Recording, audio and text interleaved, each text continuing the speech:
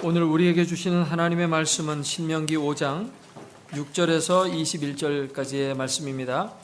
여러분과 제가 한 절씩 교독하도록 하겠습니다. 나는 너를 애굽 땅 종되었던 집에서 인도하여 낸 네 하나님 여호와라. 나 외에는 다른 신들을 내게 두지 말지니라.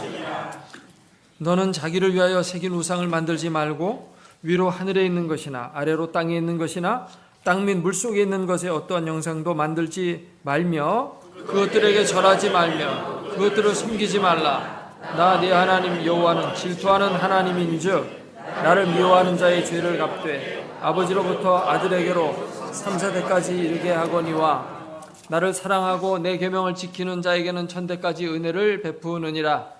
너는 내 하나님 여호와의 이름을 망령되이 일컫지 말라. 나 여호와는 내 이름을 망령되이 일컫는 자를 죄 없는 줄로 인정하지 아니하리라. 네 하나님 여호와가 내게 명령한 대로 안식일을 지켜 거룩하게 하라. 엿새 동안은 힘써 내 모든 일을 행할 것이나 일곱째 날은 내 하나님 여호와의 안식일인즉 너나 내 아들이나 내 딸이나 내 남종이나 내 여종이나 내 소나 내 나귀나 내 모든 가축이나 내 문 안에 유하는 객이라도 아무 일도 하지 못하게 하고 내 남종이나 내 여종에게 너같이 안식하게 할지니라. 너는 기억하라. 네가 애굽 땅에서 종이 되었더니 네 하나님 여호와가 강한 손과 편 팔로 거기서 너를 인도하여 내었나니 그러므로 네 하나님 여호와가 네게 명령하여 안식일을 지키라 하느니라. 너는 네 하나님 여호와께서 명령한 대로 내 부모를 공경하라. 그리하면 내 하나님 여호와가 내게 준 땅에서 내 생명이 길고 복을 누리리라. 살인하지 말지니라. 간음하지 말지니라. 도둑질하지 말지니라. 네 이웃에 대하여 거짓 증거하지 말지니라. 네 이웃의 아내를 탐내지 말지니라. 네 이웃의 집이나 그의 밭이나 그의 남종이나 그의 여종이나 그의 소나 그의 나귀나 네 이웃의 모든 소유를 탐내지 말지니라.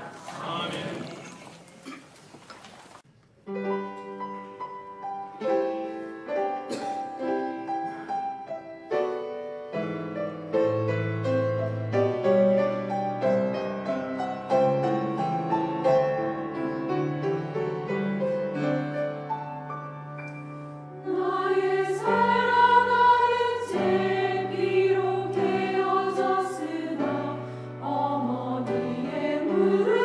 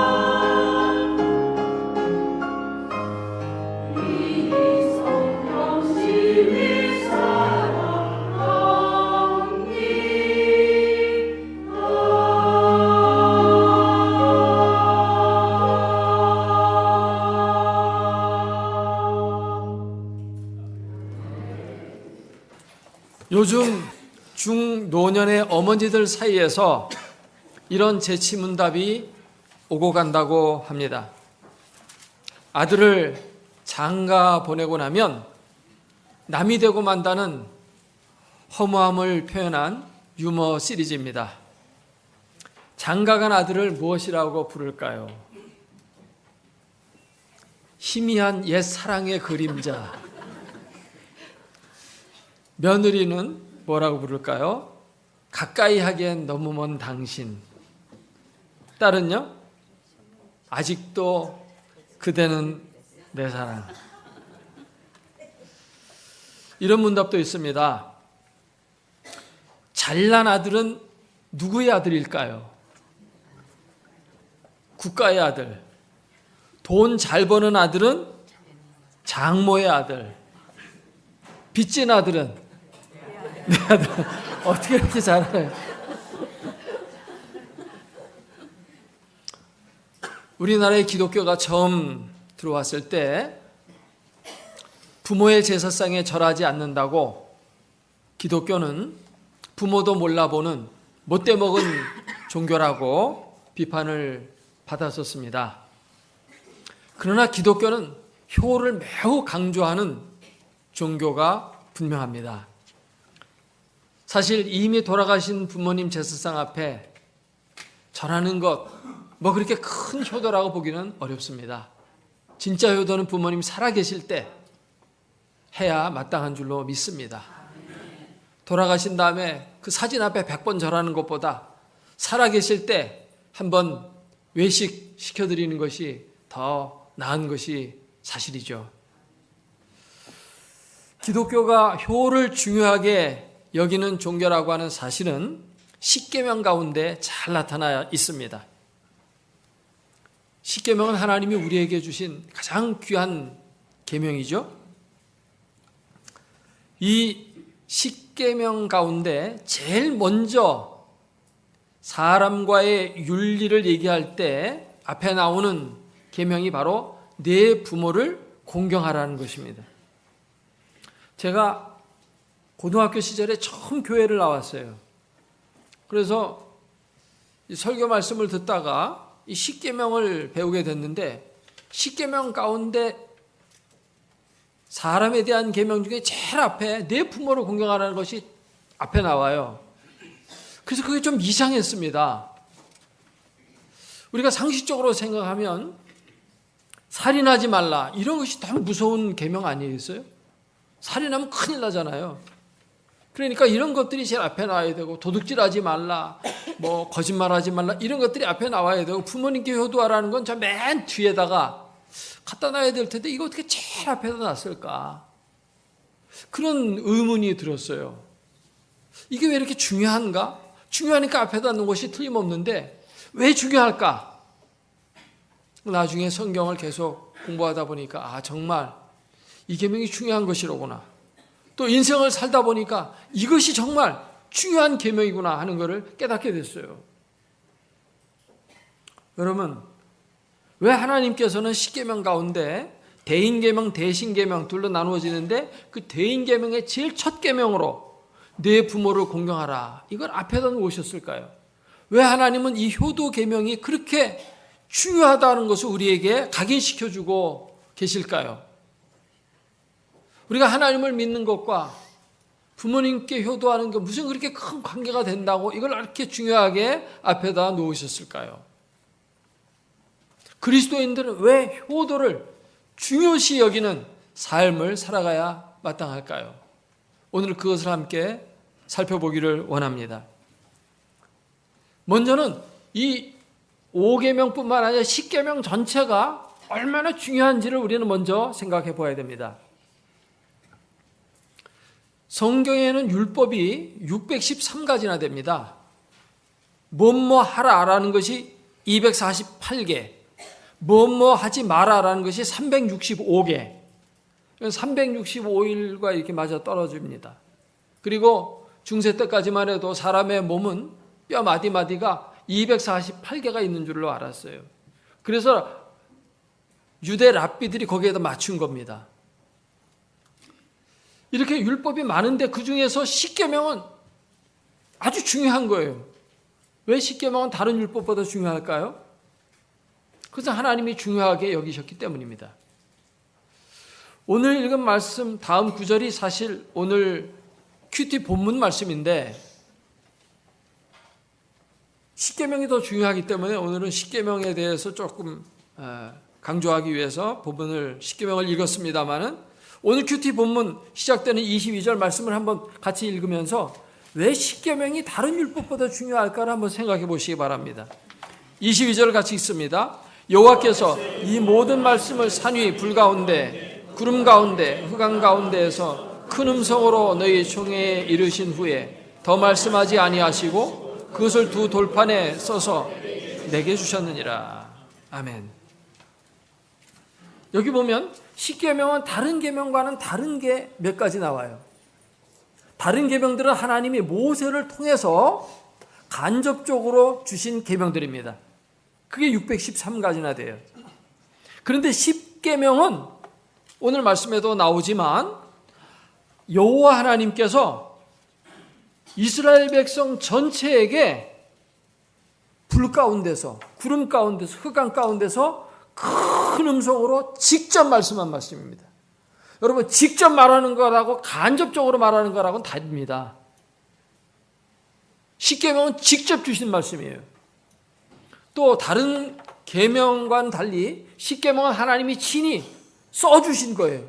하나님이 자신의 손으로 직접 써서 준 계명이기 때문에 다른 겁니다. 그냥 말로 하는 것하고 써주는 거하고 다르죠. 그리고 다른 계명은 모세를 통해서 양피지나 파피루스에다가 이렇게 기록해서 준 겁니다. 그런데 이 십계명을 어디에다 써줬죠? 오늘 본문에 나오죠. 두 돌판에 직접 써서 주었다고 이렇게 말씀합니다. 이게 중요하다 그 말입니다. 다른 문서는 쓴 거를 고칠 수가 있어요. 수정이 가능합니다. 그러나 돌에 새긴 것은 바꿀 수가 없어요. 십계명은 영원 불변한 말씀이라는 것이고 절대 이것은 문자를 바꾸거나 내용을 수정하거나 그렇게 못하도록 하나님이 아예 돌에다가 새겨서 주신 말씀이라는 것입니다. 그렇기 때문에 십계명은 다른 율법보다 더 중요하다, 중요하지 않다? 중요하다. 더 중요한 거예요. 우선 십계명 자체가 중요하고 십계명 가운데서도 특별히 이 제5계명은 아주 중요한 계명입니다. 그 위치가 우선적으로 중요해요. 하나님께 대한 계명이 1계명부터 4계명까지고 5계명부터 10계명까지가 사람에 대한 계명입니다. 하나님께 대한 계명은 믿음에 대한 거예요. 그리고 사람에 대한 계명은 윤리에 대한 겁니다.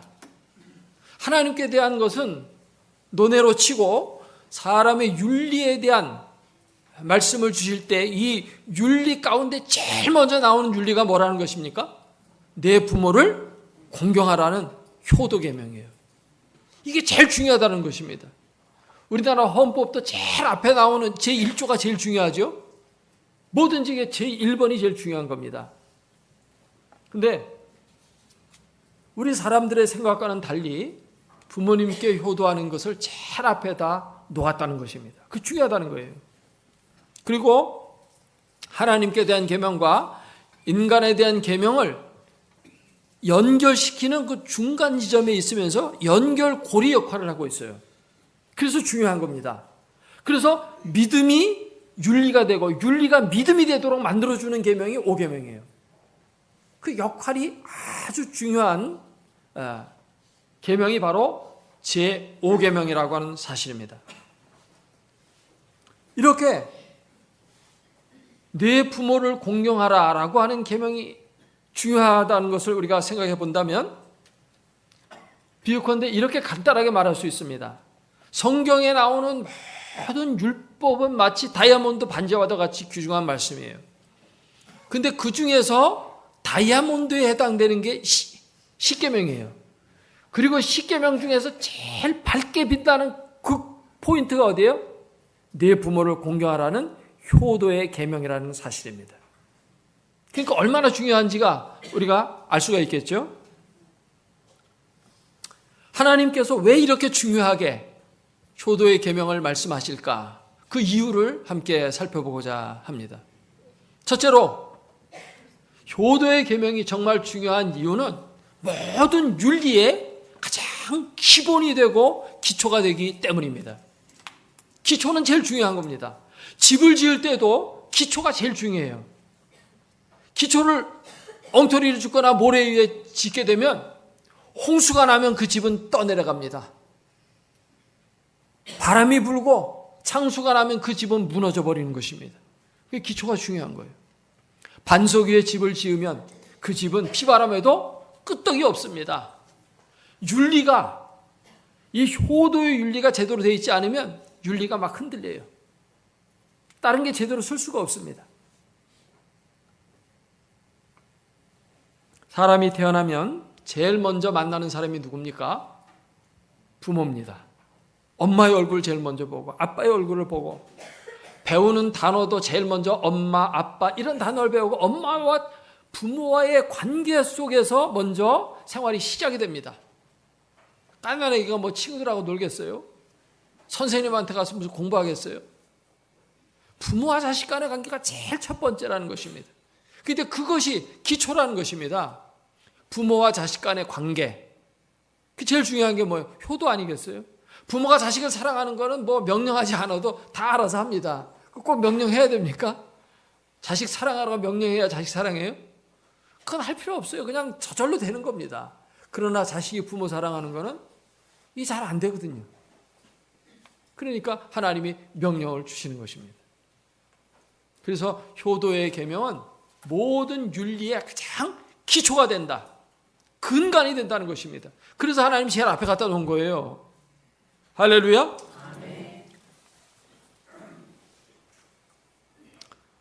두 번째로는 부모에게 효도할 줄 아는 자가 모든 율법을 다 지킬 수 있는 자가 되기 때문입니다. 쉽게 말해서 효자나 효녀는 딴 거 볼 거 없습니다. 사위감이나 며느리감 볼 때 효자, 효녀라고 그러면 뭐 물어볼 게 없어요. 뭐 그거는 아주 훌륭한 신랑감이고 신부감 되는 겁니다. 효자, 효녀가 죄 짓는 거는 그거는 거의 불가능해요. 유교에서도 효자는 곧 군자라고 했어요. 그 성품이 훌륭하다 그 말입니다. 그렇죠? 성품이 좋은 사람이, 뭔가 갖추어져 있는 사람이 죄 짓기가 쉽습니까? 어렵거든요. 죄 잘 안 짓거든요. 못돼 먹은 자가 죄 짓는 거지 훌륭한 사람이 죄 잘 안 지어요.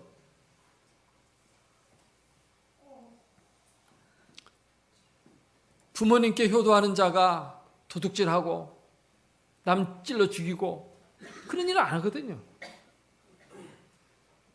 혹시 그런 일을 할 때가 있어요. 나도 모르게 그렇게 할 때가 있을 겁니다. 그러더라도 곧 회개합니다. 왜요? 내가 죄 지으면 부모님이 걱정하기 때문에, 부모님의 마음이 아파하기 때문에, 부모님께 근심을 드리지 않기 위해서 빨리 회개하고 돌아옵니다. 그만큼 효는 다른 어떤 모든 윤리에 영향을 미치는 가장 근본적인 윤리가 되는 것입니다. 효자는 공부도 열심히 합니다. 그렇잖아요? 보세요. 효자 공부 열심히 안 하는 효자가 없어요. 다 효자들은 공부도 열심히 해요. 왜냐하면 공부 열심히 하면 부모님이 기뻐하시기 때문에. 또 효자는요, 또 효녀나 마찬가지인데, 결혼해서 살 때도 부부지간에 잘 살아요. 근데 불효자식 보세요. 사는 거 보세요. 맨날 부부싸움하고 그렇게 살잖아요. 뻔한 겁니다. 그러니까 척 보면 아는 거예요. 할렐루야. 효자는 모든 대인관계가 잘 되어지도록 그렇게 살아갑니다. 효자는 나라에도 충성하는 애국자가 됩니다. 제가 위인들 이렇게 전기를 읽어보면 그들 다 효도하는 효자, 효녀라는 걸 알 수가 있어요. 이순신 장군의 전기를 보니까요, 난중일기 가운데 자기 어머니를 언급한 것이 107번이나 돼요. 여러분 일기 쓸 때 자기 부모님 걱정하면서 그 일기에다 이렇게 쓰는 거 이게 쉽지 않거든요. 근데 107번이나 거기다 어머니를 생각하면서 우리 어머니 잘 계신지, 우리 어머니도 소식이 왔는데 어머니께서 지금 잘 계신다고 하니, 건강하게 잘 계신다고 하니 내 마음이 정말 이제 안심이 되는구나. 이제 외적과 마음 놓고 싸울 수 있겠다. 뭐 이런 내용들이 이렇게 나오는 거예요. 안중근 의사 그분의 그 전기도 보면 얼마나 효자인지 거기 다 나와요. 어머니에게도 효도했고, 할아버지가 돌아가셨는데 할아버지를 생각하는 마음이 얼마나 심했는지 병이 나서 6개월 동안 알아누웠다고 해요. 어렸을 때.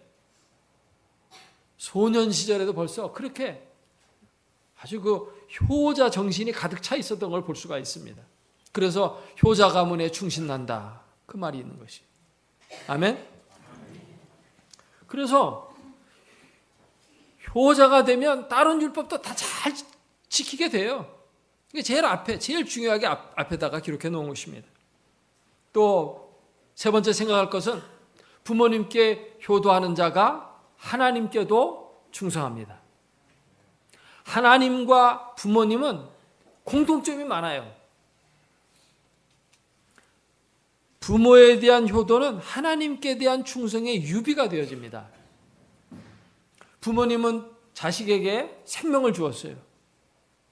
또 사랑으로, 지극정성으로 부모님이 자기 자신보다 자식을 더 사랑해요. 하나님도 그렇잖아요. 하나님이 우리에게 생명을 주셨고, 그리고 우리를 사랑하시잖아요. 이 10계명을 읽어보면 이 5계명을 얘기할 때 내 부모를 공경하라 이런 단어가 나오는데, 이 공경하라는 단어는 카베드라는 단어입니다. 이 카베드라는 단어는 무겁다라는 뜻을 갖고 있습니다. 네 부모를 무겁게 여겨라. 무거울 중자 중히 여겨라. 함부로 가볍게 여기지 말고 귀중하게 생각하라. 그런 뜻을 갖고 있는데, 이 단어는 하나님께만 쓰는 단어입니다. 이 단어는 사람에게 못 써요, 절대. 근데 부모님에게만은 예외적으로 써요. 이 카베드라는 단어가 모음이 좀 바뀌어서 카보드가 되면 영광이라는 단어가 되거든요. 영광이라는 단어는 하나님께만 쓰는 겁니다. 근데 부모님에게 이걸 쓰고 있거든요. 그러니까 부모님은 결국 뭡니까? 하나님의 대리자와 같은 분이다. 그런 뜻이에요. 그래서 부모님을 잘 섬기게 되면 그 사람은 하나님도 잘 섬기는 자가 된다는 것입니다. 그러면 우리가 이렇게 중요한 부모님께 대한 효도 어떻게 하면 잘할 수 있을까요? 이 계명을 잘 지키는 자가 복을 받는데 어떻게 해야 잘 지킬 수 있을까요?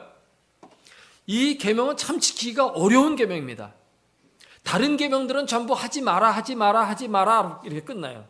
그렇죠? 근데 유독 이 윤리적 계명만은 뭐뭐 하라라는 긍정적인 명령으로 끝납니다. 근데 하지 말라는 거는 지키기 쉽지만 하라라는 것은 이거 지키기가 너무 어렵고 해도 끝이 없는 거예요. 이를테면 도둑질 하지 마라. 안 하면 됩니다. 지켰잖아요. 도둑질 안 했으니까. 그러나 기도하라. 이 말은 기도하고 나서도 뭔가 더 아침에 기도했지만 또 저녁에도 기도해야 되겠지. 그렇다고 낮에는 또 기도 안 하면 되겠나? 또 점심 먹을 때도 좀 기도해야 되겠나? 이 해도 끝이 없는 거예요. 전도하라. 이것도 전도는 해도 끝이 없잖아요. 그러니까 부모님께 대한 효도는 해도 끝이 없도록 하라는 그런 뜻인 줄로 믿습니다. 그러니까 힘들어요. 그러면 어떻게 해야 이 효도를 잘할 수 있을까? 먼저 그 동기부여가 잘 돼야 효도가 저절로 잘 되는 것입니다. 첫 번째로 우리가 생각해야 되는 것은 뭐냐면 부모님께 효도하는 것은 우선적으로 내가 축복받는 거다. 그런 생각을 해야 돼요. 열심히 해서 돈 벌듯이 부모님께 효도하면 이게 막 좋은 일들이 생겨지는 것입니다. 할렐루야. 사실 성경의 모든 율법은 지키는 것이 내게 복입니다. 신명기 10장 13절에 이스라엘에 대해 하나님 여호와께서 내게 요구하는 것이 무엇이냐? 내가 오늘 너의 행복을 위하여, 따라서 합시다. 너의 행복을 위하여 너에게 명하는 여호와의 명령과 규례를 지킬 것이 아니냐. 하나님이 십계명이나 율법을 주실 때 누구를 위해서 주신 거냐면 하나님을 위해서 준 게 아니에요. 우리의 행복을 위하여 주신 겁니다. 그러므로 법을 지키면 누구에게 행복입니까? 내게 행복이에요. 십계명도 마찬가지죠. 근데 십계명 중에 특별히 이 5계명은 행복뿐만 아니라 하나님의 상급 약속까지 있습니다. 네가 잘했다, 내가 이런 상급을 주겠다라고 하는 약속 있는 첫 계명으로 기록이 되어 있다는 것입니다. 뭐가 기록되어 있습니까? 16절에 보니까 내 하나님 여호와가 내게 준 땅에서 첫째로는 내 생명이 길고, 무슨 축복이에요? 장수의 축복입니다. 골골 80으로 사는 게 아니고 건강하게 오래 산다는 뜻이 담겨 있는 줄로 믿습니다. 내 생명이 길고, 또 두 번째는 뭡니까? 내게 준 땅에서 내 생명이 길고, 땅을 얻는다는 것입니다. 땅을 뺏기지 않는다는 거예요. 바빌론으로 포로로 잡혀간다든지, 나라를 잃고 방황한다든지, 집이 없어서 떠돌이 생활한다든지, 그게 아니고 하나님이 주신 약속의 땅, 약속의 땅은 어떤 곳입니까? 젖과 꿀이 흐르는 것입니다. 거기서 먹을 것이 나옵니다. 거기서 부가 생산이 됩니다. 내 삶의 행복을 가져다 줄 여러 수확물들이 거기서 나오는 곳이에요. 이것은 오늘날로 말하면 좋은 직장 얻어서 봉급 많이 타고 부자가 되어서 행복하게 살 수 있는 그런 환경의 축복을 주신다는 것입니다. 할렐루야. 건강히 오래만 사는데 찢어지게 가난하게 그냥 고생만 하면서 오래 사는 것보다는 풍요롭게 오래 사는 게 좋겠죠. 하나님이 주신 땅, 그 터전에서 내 생명이 길고 복을 누리리라. 하나님이 이런 약속을 주신다는 거예요. 그러니까 효도하면 한마디로 말해서 뭐 맞는 겁니까? 수지 맞는 겁니다. 할렐루야. 따라서 합시다. 수지 맞는다. 수지 맞는 일을 왜 안 해요? 자다가 깨어서다 또 해야지. 그러니까 부모님께 효도하는 것은 일석삼조의 효과를 가져옵니다. 부모님이 첫째로는 기뻐해요. 그렇죠? 부모하면 내가 복을 받아요. 세 번째로 하나님의 말씀 지켰기 때문에 하나님이 영광 받으시는 줄로 믿습니다. 두 번째로 우리가 효도를 잘 하려면 받은 은혜를 생각하면 효도가 저절로 잘 나오게 되어 있습니다. 은혜를 잊어먹으면 효도가 안 나와요. 아, 부모님이 나를 이렇게 사랑해 주셨구나. 내가 이런 하해와 같은 은혜를 받고 살았구나. 이걸 생각할 때 효도가 나오는 것입니다. 그래서 진짜 효자가 되고 효녀가 되려면 결혼해서 자식 낳아보면 알아요. 그러면 돼요. 아, 이렇게 부모님이 나를 사랑했구나 하는 것을 깨닫게 되는 것입니다. 부모님은 자식을 위해서 모든 것을 다 주고도 더 못 줘서 한이 되는 그러한 사랑을 가지고 자식을 사랑해 주는 것입니다. 어느 화가가 겪은 이야기를 그래서 읽어보았습니다. 3층 집이 있는데 1층은 가게고 2층, 3층은 주거 주택이에요. 그 1층을 이 화가가 얻어가지고 화실로 썼어요. 거기서 그림도 그리고 거기서 그림도 팔고 하면서 사는데 3층에 어떤 여자가 이사를 왔는데 아기를 늘 업고 다녀요. 근데 이렇게 보니까 3층에 올라갈 때 특별히 비틀비틀거려요. 왜 저렇게 비틀비틀거리나? 보니까 한쪽 눈을 감고 계단을 오르락내리락 하는 거예요. 평지에서는 한쪽 눈 감아도 좀 제대로 걷기 쉬운데 이 계단이니까 힘들어서 뭔가 좀 어벙하게 이렇게 걷는 것입니다. 이상해서 저 참 이상한 분이다 이런 생각을 했어요. 근데 어느 날 그 화실에 들어와 가지고 아기 초상화를 하나 그려달라고 그래 부탁했습니다. 그래서 예쁘게 그려줬어요. 근데 그 아기의 한쪽 눈이 감겨 있는 거예요. 엄마는 부탁합니다. 이 한쪽 눈 뜨고 있는 예쁜 눈으로 좌우 똑같이 그려주세요. 그래서 그렇게 그려줬어요. 매우 기뻐하면서 그 그림을 받아가면서 이렇게 얘기합니다. 얘가 크면 내 한쪽 눈 빼가지고 아들에게 이식해 줄 겁니다. 그러면은 내가 한쪽 눈 갖고 걸을 때 잘 걷기 어려우니까 내 지금부터 연습하는 겁니다. 그래서 한쪽 눈 갖고 계단 오르락 내리락 하다 보니까 뭔가 더듬더듬 거리면서 걸어서 오르락 내리락 했던 거예요. 이게 이 여인뿐만 아니라 사실 모든 어머니와 아버지의 마음입니다. 그렇죠? 아멘입니까? 이런 은혜를 자식이 받고 살았는데 부모님께 대해서 내가 효도 너무 많이 했다. 이제 그만해야지. 그런 말 할 수 있습니까? 아무리 효도 많이 해도 늘 부족한 거예요. 받은 은혜에 비교하면 사실은 10분의 1, 100분의 1도 못한 겁니다. 그렇기 때문에 효도는 아무리 많이 따라서 효도는 아무리 많이 해도 지나침이 없다. 그러니까 다른 거는 하지 말라라는 명령을 하지만 이거는 그렇게 해서는 안 되는 거고 공경하라. 네 부모를 순종하라. 이렇게 긍정 명령으로 주시는 거예요.